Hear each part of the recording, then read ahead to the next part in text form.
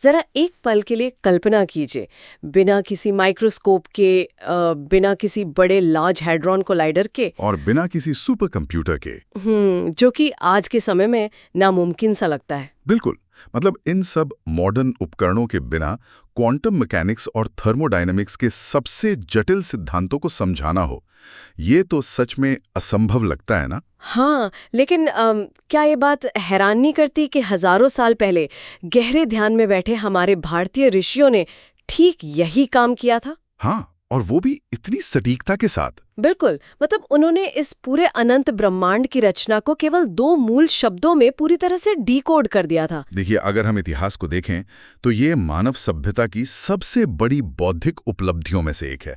मतलब उन्होंने ब्रह्मांड के काम करने के तरीके का सिर्फ कोई हवाई अनुमान नहीं लगाया था, बल्कि पूरी दृश्य और अदृश्य वास्तविकता को बहुत ही व्यवस्थित रूप से 2 शक्तियों में बांट दिया था। अच्छा। हाँ, और दिलचस्प बात यह है कि आज की मॉडर्न फिजिक्स इतने अरबों डॉलर के उपकरणों के बाद भी ठीक उसी निष्कर्ष की ओर वापस लौट रही है। ये तो सच में कमाल है। तो simplified awakening dash ancient wisdom decoded YouTube channel के आज के इस गहरे विश्लेषण में सभी दर्शकों और सुनने वालों का बहुत बहुत स्वागत है। जी, सभी का स्वागत है। और चर्चा में आगे बढ़ने से पहले मैं सभी श्रोताओं से विनम्रतापूर्वक आग्रह करूंगी कि कृपया इस चैनल को सब्सक्राइब करें, इस वीडियो को लाइक करें और हाँ, कमेंट सेक्शन में अपने कीमती विचार हमारे साथ जरूर साझा करें। इससे हमें YouTube पर और लोगों तक पहुंचने में मदद मिलेगी। बिल्कुल, आपका सपोर्ट बहुत जरूरी है। तो आज का हमारा विषय है उन वही 2 प्राचीन और रहस्यमयी शक्तियां जिनके बारे में हम बात कर रहे थे, यानी आकाश और प्राण। आज हम ये समझेंगे कि ब्रह्मांड के ये 2 मूल तत्व काम कैसे करते हैं। और इसके लिए हमने काफी ठोस आधार लिए हैं। हाँ, दर्शकों की जानकारी के लिए बता दूं कि इस विश्लेषण के लिए हमने 108 उपनिषदों, विशेषकर प्रश्न उपनिषद, स्वामी विवेकानंद जी के संपूर्ण वाङ्मय यानी उनके कंप्लीट वर्क्स और हठ योग प्रदीपिका जैसे गहन स्रोतों का बहुत गहराई से अध्ययन किया है। बिल्कुल बिल्कुल, ताकि हम एकदम प्रामाणिक जानकारी सामने रख सकें। सही कहा। हमारा मिशन बस यही समझना है कि इन प्राचीन ग्रंथों ने वास्तविकता का इतना सटीक ब्लूप्रिंट कैसे तैयार कर लिया। तो चलिए इसको थोड़ा खोल कर समझते हैं। बिल्कुल। शुरुआत हम इस बहुत ही बुनियादी सवाल से कर सकते हैं कि ये ब्रह्मांड आखिर अस्तित्व में आया कैसे। मतलब आजकल अक्सर ये धारणा होती है ना कि दुनिया बस शून्यता या नथिंगनेस से पैदा हो गई। हाँ, वो बिग बैंग वाला आइडिया कि एक बड़ा धमाका हुआ और शून्य से सब कुछ बन गया। हाँ, लेकिन स्वामी विवेकानंद अपने राजयोग के व्याख्यानों में इस शून्यता के सिद्धांत को पूरी तरह से नकार देते हैं। उनका तर्क है कि ब्रह्मांड का निर्माण कभी शून्यता से नहीं हो सकता। या ऊपर जो अंतरिक्ष है उसी को समझते हैं। क्या ग्रंथों में आकाश का वही अर्थ है? यहीं पर सबसे बड़ी गलतफहमी होती है। वैदिक और योगिक विज्ञान में आकाश का मतलब सिर्फ आसमान या कोई खाली जगह नहीं है। अच्छा, तो फिर क्या है? आकाश असल में वो सर्वव्यापी, सूक्ष्म और मूल तत्व है जिससे ब्रह्मांड की हर एक भौतिक चीज बनी है। मतलब इसे हम परम अव्यक्त पदार्थ या अनमैनिफेस्टेड मैटर कह सकते हैं। मतलब हर वो चीज जिसे हम छू सकते हैं या देख सकते हैं। बिल्कुल, जिस भी चीज का कोई आकार है, चाहे वो सूर्य हो, चंद्रमा हो, तारे हो या ये पृथ्वी हो, यहाँ तक कि हमारा अपना ये जो भौतिक शरीर है ना, वो सब भी इसी आकाश का ही एक अलग अलग रूप है। बाप रे, ये तो बहुत व्यापक परिभाषा है। हाँ, और ग्रंथों में आता है कि जब ब्रह्मांड का एक चक्र, जिसे कल्प कहा जाता है, समाप्त होता है ना, तो सब कुछ पिघलकर वापस इसी सूक्ष्म आकाश में जाकर विलीन हो जाता है। अगर मैं इसे थोड़ा आज के संदर्भ में समझने की कोशिश करूं, तो आकाश एक तरह से हार्डवेयर की तरह है। जैसे एक कंप्यूटर सिस्टम में भौतिक मॉनिटर होता है, सिलिकॉन चिप्स होती हैं, तार होते हैं। हाँ, ये एनालॉजी काफी हद तक काम कर सकती है ना? वो सब आकाश है। लेकिन मतलब एक कंप्यूटर बिना बिजली के तो सिर्फ एक मृत डिब्बा ही है। उसे काम करने के लिए या स्क्रीन पर कुछ भी दिखाने के लिए इलेक्ट्रिसिटी की जरूरत होती है।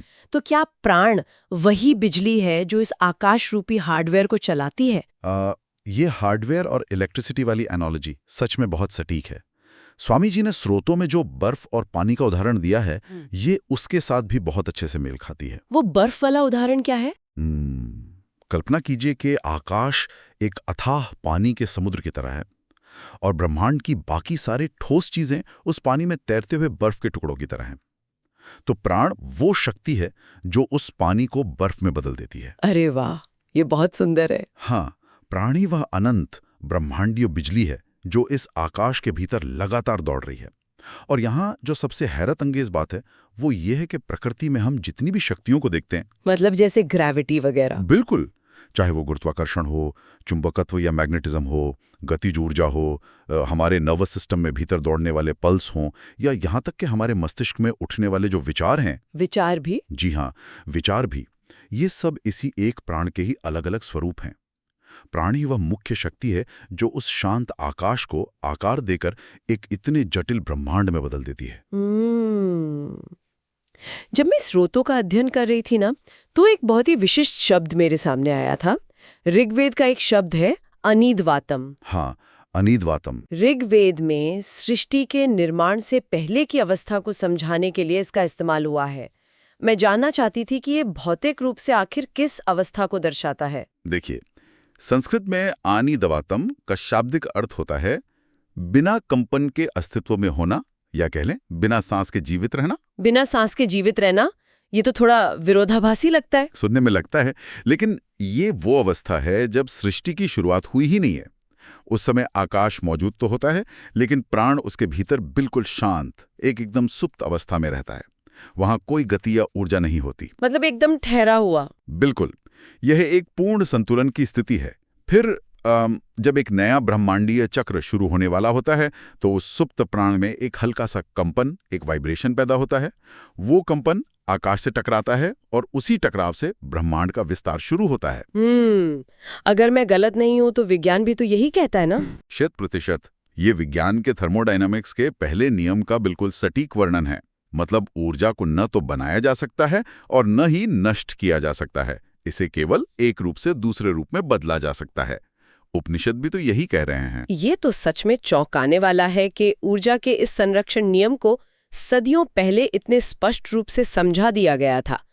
लेकिन यहाँ मेरे दिमाग में एक बहुत बड़ा विरोधाभास आ रहा है। बताइए, क्या सवाल है? देखिए, अगर प्राण इतनी विशाल ब्रह्मांडीय ऊर्जा है जो तारों को और गुरुत्वाकर्षण को नियंत्रित कर रही है, तो हम इंसान इसे सिर्फ अपनी सांस से क्यों जोड़ देते हैं? हाँ, ये बहुत आम धारणा है। मतलब आज अगर हम किसी योग स्टूडियो में जाएं तो वहां इंस्ट्रक्टर कहते हैं कि गहरी सांस लीजिए, आप प्राण अंदर ले रहे हैं।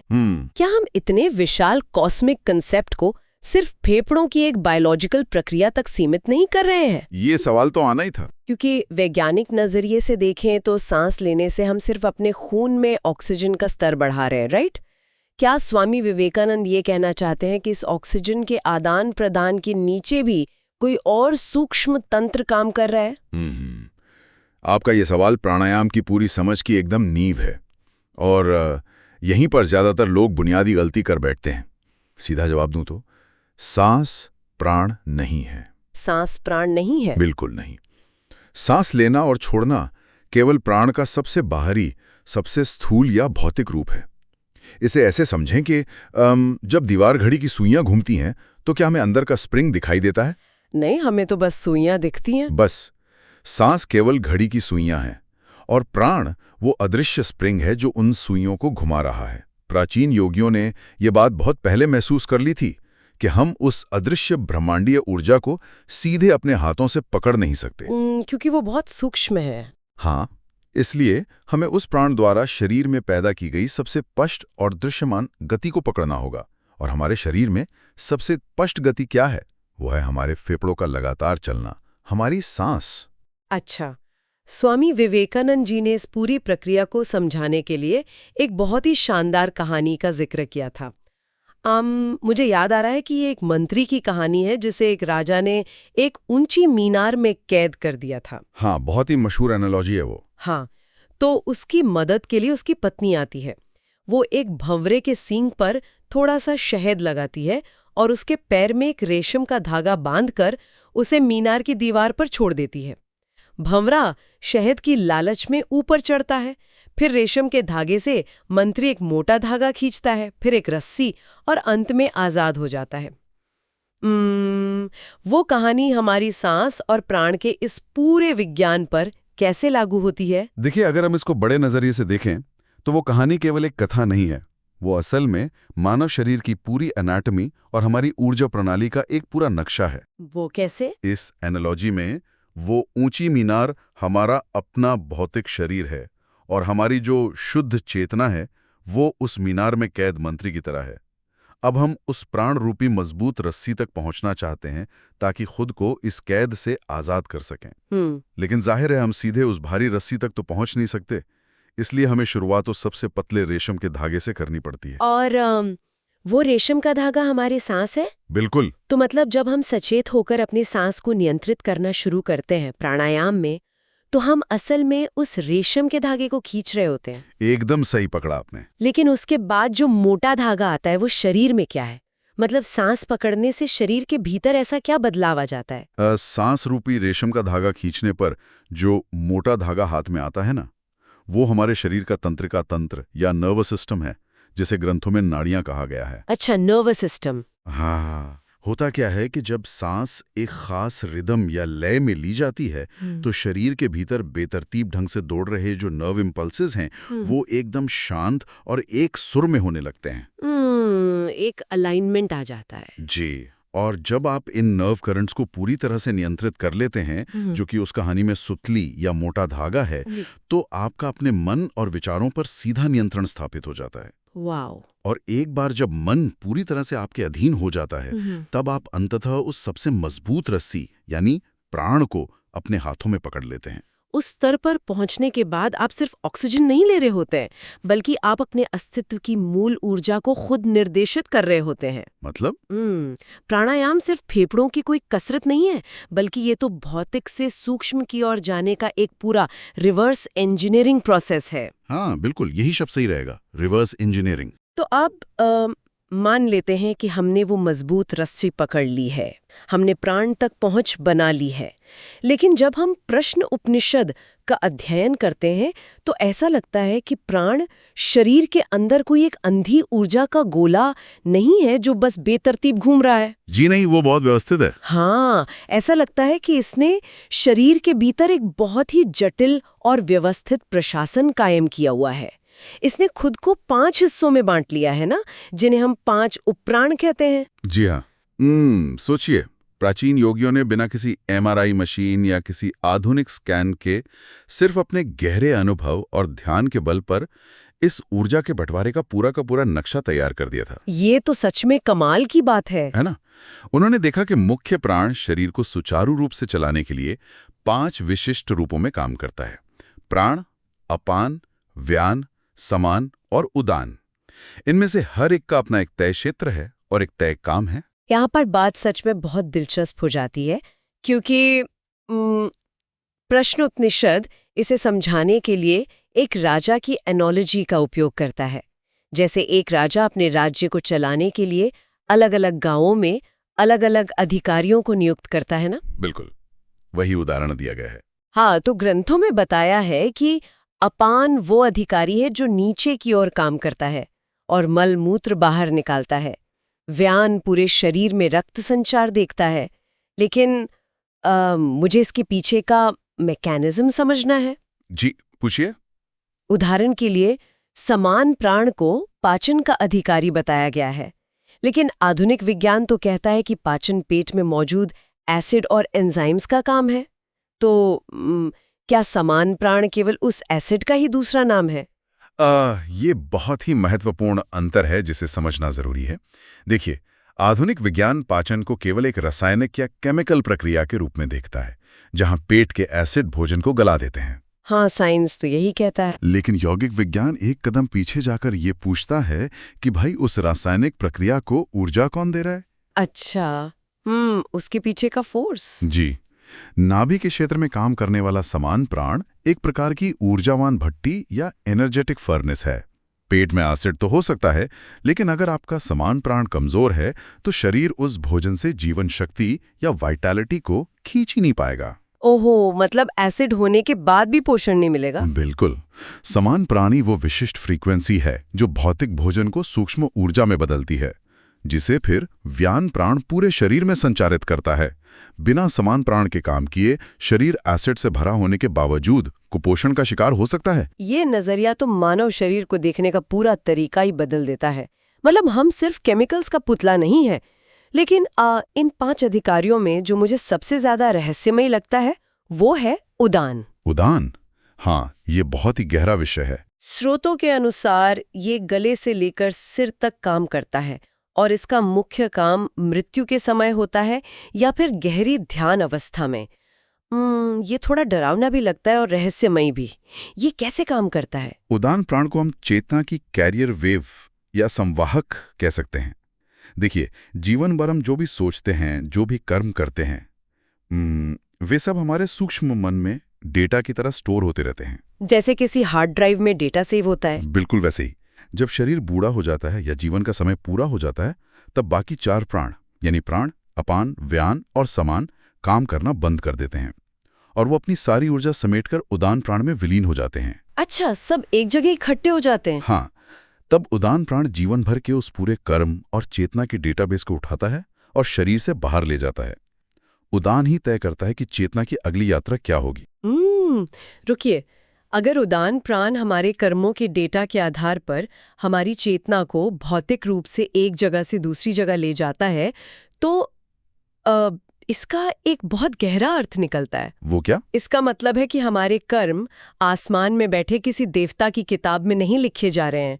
कर्म असल में हमारे अपने प्राण और हमारी ऊर्जा के ढांचे में ही एनकोड हो रहे हैं। बिल्कुल सही निष्कर्ष निकाला आपने। तो अगर ये सच है तो क्या इसका ये मतलब नहीं निकलता कि जो इंसान अपने प्राण पर नियंत्रण पा लेता है वो केवल अपनी सेहत नहीं सुधार रहा, बल्कि वो अपने कर्मों और अपनी नियति के स्टीयरिंग व्हील को सीधे अपने हाथों में ले रहा है? 100% यही वो बिंदु है जहां एक साधारण जीवन और उच्च यौगिक विज्ञान के बीच की रेखा खिंच जाती है। हम अपने कर्मों के कोई असहाय शिकार नहीं है। जब ये समझ आ जाता है कि उदान ही मन को ढोकर ले जाता है, तो ये स्पष्ट हो जाता है कि प्राण और मन के बीच एक अटूट संबंध है।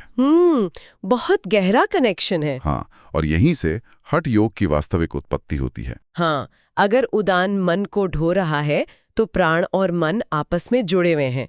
लेकिन एक बात है, जब आम लोग हठ योग शब्द सुनते हैं ना, तो उनके दिमाग में तुरंत कोई योगा मैट और बहुत मुश्किल शारीरिक स्ट्रेचिंग की तस्वीर आ जाती है। हाँ, आजकल हठ योग को बस एक फिजिकल एक्सरसाइज मान लिया गया है। बिल्कुल, जबकि हठ योग प्रदीपिका इसका एक बिल्कुल अलग और गहरा अर्थ बताती है। देखिए, अगर हम हठ शब्द के भाषाई मूल को समझें तो इसमें ह का अर्थ है सूर्य नाड़ी, जो हमारी प्राण शक्ति या शारीरिक ऊर्जा का प्रतिनिधित्व करती है। अच्छा, ह मतलब प्राण शक्ति। जी, और ठ का अर्थ है चंद्र नाड़ी, जो हमारी मानसिक शक्ति या मन का प्रतीक है। इसलिए हठ योग का असली उद्देश्य केवल शरीर को लचीला बनाना या पसीना बहाना नहीं है, बल्कि प्राण और मन की शक्तियों का पूर्ण विलय करना है। विलय करना मतलब मिला देना? हाँ, दोनों को एक कर देना। इससे एक बहुत जरूरी सवाल उठता है कि मन और प्राण में रिश्ता क्या है। ग्रंथों में कहा गया है कि मन और प्राण दूध और पानी की तरह आपस में मिले हुए हैं। हाँ, मैंने भी पढ़ा है ये। आप उन्हें आसानी से अलग नहीं कर सकते। बिल्कुल। जहां जहां प्राण सक्रिय होता है, मन वहीं भागता है, और जहां मन केंद्रित होता है, प्राण वहीं बहने लगता है। तो इसका मतलब ये हुआ कि अगर किसी को एंजाइटी हो रही है या मन बहुत अशांत है जी, तो वो केवल बौद्धिक तर्कों से मतलब सिर्फ सोचकर अपने मन को शांत नहीं कर सकता। जी नहीं, वो बहुत मुश्किल है। लेकिन क्योंकि मन और सांस यानी प्राण आपस में जुड़े हुए हैं जी, तो वो अपनी सांस की लय को धीमा करके अपने मन को शांत होने के लिए मजबूर कर सकता है। जी, जी। क्या मैं सही समझ रही हूँ? बिल्कुल सही। आप प्राण के भौतिक नियंत्रण का उपयोग करके अपने मन को शांत होने पर विवश कर देते हैं। लेकिन हठ योग का अंतिम लक्ष्य केवल मन को शांत करना भर नहीं है। तो फिर अंतिम लक्ष्य क्या है? ग्रंथों में एक बहुत ही तकनीकी शब्द का बार बार जिक्र आता है, सुषुम्ना नाड़ी। हठ योग का असली उद्देश्य प्राण और मन को मिलाकर इस सुषुम्ना नाड़ी में प्रवेश कराना है। एक मिनट, जो सुनने वाले योगिक एनाटॉमी से परिचित नहीं है उनके लिए ये थोड़ा उलझाने वाला हो सकता है। हमने अभी तक सुषुम्ना नाड़ी के बारे में बात नहीं की है। ये रास्ता शरीर में ठीक ठीक कहाँ होता है और ये इतना महत्वपूर्ण क्यों है? यौगिक शरीर रचना विज्ञान के अनुसार हमारे शरीर में हजारों ऊर्जा पथ हैं, जिन्हें नाड़ियां कहते हैं। इनमें से 2 सबसे मुख्य हैं, ईड़ा जो बाईं ओर है और मानसिक ऊर्जा को चलाती है। ईड़ा बाईं ओर, ठीक है। और दूसरी है पिंगला, जो दाईं ओर है और भौतिक प्राण को चलाती है। हमारी ऊर्जा हमेशा इन दोनों के बीच झूलती रहती है। मतलब कभी हम विचार ज्यादा करते हैं तो कभी शारीरिक काम ज्यादा करते हैं। एक पेंडुलम की तरह। बिल्कुल। अब सुषुम्ना नाड़ी वो केंद्रीय सुप्त चैनल है जो रीढ़ की हड्डी के बिल्कुल बीचों बीच सीधा ऊपर की ओर जाता है, और एक आम इंसान के जीवन में ये सुषुम्ना चैनल हमेशा बंद ही रहता है। तो मतलब हठ योग का पूरा विज्ञान इस ईड़ा और पिंगला यानी मन और प्राण के बीच इतना सटीक संतुलन बनाने की कोशिश कर रहा है कि वो बीच वाला सुषुम्ना का दरवाजा खुल जाए। बिल्कुल, एकदम सही। तो इस सब का आखिर मतलब क्या है? ये सब मुझे प्राचीन एल्केमी या रस विद्या की याद दिलाता है। जैसे मध्यकाल में एल्केमिस्ट लोग तांबे या लोहे जैसी साधारण धातुओं को भट्टी में तपाकर शुद्ध सोने में बदलने का जुनून रखते थे ना? हाँ, पारस पत्थर की कहानियां तो सबने सुनी हैं। हाँ, तो हठ योग भी तो एक तरह की आंतरिक एल्केमी ही है। हम अपनी रोजमर्रा की साधारण मानसिक अवस्थाओं को, अपने डर, अपनी चिंताओं, अपनी सांसारिक इच्छाओं को कच्चे माल की तरह इस्तेमाल करते हैं, और फिर प्राण की उस ऊर्जावान भट्टी में तपाकर हम अपनी साधारण चेतना को शुद्ध ब्रह्मांडीय चेतना के सोने में बदल देते हैं। सच कहूं तो ये आंतरिक रूपांतरण का सबसे सटीक उदाहरण है। हठ योग वास्तव में चेतना की एल्केमी ही है। ग्रंथ बहुत स्पष्ट रूप से समझाते हैं कि जब संतुलित होकर प्राण और मन एक साथ उस सुषुम्ना नाड़ी में प्रवेश करते हैं तो एक अकल्पनीय घटना घटती है। क्या होता है तब? समय और स्थान यानी टाइम और स्पेस का जो भ्रम है वो पूरी तरह से टूट जाता है। उस अवस्था में पहुंचने के बाद इंसान ये महसूस नहीं करता कि वो एक मांस और हड्डियों के छोटे से शरीर में कैद है। उसे प्रत्यक्ष अनुभव हो जाता है कि वो स्वयं वो अनंत आकाश और अनंत प्राण है।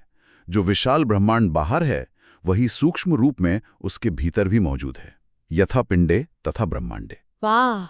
तो इन सभी प्राचीन ग्रंथों का गहराई से विश्लेषण करने के बाद जो सबसे बड़ा निष्कर्ष निकलता है वो ये है कि हम खुद को कभी भी कमजोर या महज कोई बायोलॉजिकल मशीन समझने की गलती ना करें। बिल्कुल नहीं करनी चाहिए। हम वास्तव में आकाश और प्राण के एक अद्भुत कॉस्मिक डांस का हिस्सा हैं।